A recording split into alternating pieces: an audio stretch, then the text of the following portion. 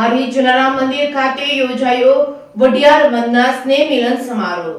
હારી જલારામ મંદિર ખાતે રવિવારના રોજ વઢિયાર પંથકના 185 થી વધુ ગામોના લોહાણા પરિવાર કે જે હાલ સમગ્ર દેશમાં જુદા જુદા શહેરોમાં સ્થાયી થયા છે તેવા સમગ્ર વઢિયાર લોહાણા પરિવારો પોતાની સંસ્કૃતિ અને વતનની વાતોને તરોતાજા કરવા માટે વઢિયાર વંદના સાથે સ્નેહ મિલનનું આયોજન કરવામાં આવ્યું છે। હારીજ ખાતે આયોજિત આ કાર્યક્રમમાં ઉપસ્થિત રહેલા જાનકીદાસ બાપુએ પોતાના આશીર્વાદ પાઠવ્યા હતા અને જણાવ્યું હતું કે સમાજ ભેગો થવો સારી બાબત છે, પણ ભેગા થયા પછી સમાજે ભેગા રહેવું ખૂબ જ જરૂરી હોવાથી જણાવી વઢિયાર વંદના સાથે આયોજિત સ્નેહ મિલન સમારોહનું આયોજનની શુભેચ્છાઓ સાથે આશીર્વાદ પાઠવ્યા હતા। હારીજ ખાતે આયોજિત વઢિયાર વંદના સ્નેહ મિલન સમારોહમાં ઉપસ્થિત રહેલા પ્રમુખ હિતેશભાઈ ઠક્કરે જણાવ્યું હતું કે સમાજને ઉન્નતિ તરફ લઈ જવા આરોગ્ય અને શિક્ષણને પ્રાધાન્ય આપવું પડે છે, તો જ સમાજ પ્રગતિ કરશે તેમ જણાવી આગામી સમયમાં આ બાબતે સૌને સહયોગ આપવા અપીલ કરી હતી। વઢિયાર વંદના સ્નેહ મિલન પ્રસંગે દીકરી વાહનો દરિયો વઢિયાર સમાજના ક્લાસ 1 અને 2 નું સન્માન તેમજ જુદા જુદા ક્ષેત્રમાં પ્રગતિ કરેલા સમાજના મહાનુભાવોનું સન્માન તેમજ વઢિયાર સમાજ માટે છેલ્લા 50 વર્ષમાં જેમનું વિશિષ્ટ પ્રદાન રહ્યું છે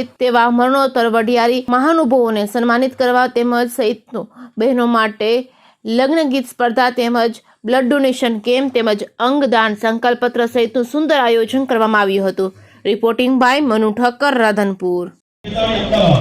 હારીજ ખાતે સમગ્ર પ્રદેશને વઢિયાર નામથી ઓળખાય છે એ પ્રદેશના સૌ રઘુવંશી ભાઈઓ એક સમાજની ભાવના પ્રગટાવવા માટે, પરસ્પર આવકારવા માટે સ્નેહ મિલનના કાર્યક્રમ માધ્યમથી સૌ આજે મળ્યા છે।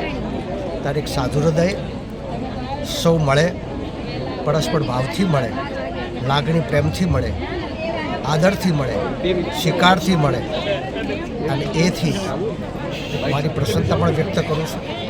આજ સૌનો ઉત્સાહ જોયો, સૌનો આનંદ જોયો, એ આનંદથી ફરી મારી પ્રસન્નતા વ્યક્ત કરું છું। ઘણું બધું આની સાથે જોડાયેલું હોય છે। સમાજ સંગઠિત બને, વિચારના આદાન પ્રદાન થાય અને એ રીતે એક ભવિષ્યમાં શું કરી શકાય એવા વિચારનું પણ આ સાથે વાવેતર થાય છે। આજે જે રીતે વઢિયાર સમાજના સૌ વડીલોએ, યુવાનોએ સંગઠન કર્યું છે ત્યારે ફરી મારી પ્રસન્નતા। વિશેષ તો આ દિવસે અનેક પત્રકાર મિત્રો પણ આ કાર્યક્રમમાં ઉપસ્થિત રહ્યા છે અને સારું કાર્યક્રમનું જે પ્રદર્શન છે એ સૌને ઘર સુધી પહોંચે એટલા માટે પ્રયત્ન કર્યો છે, ત્યારે એમના પ્રયાસને પણ હું સ્વીકારું છું।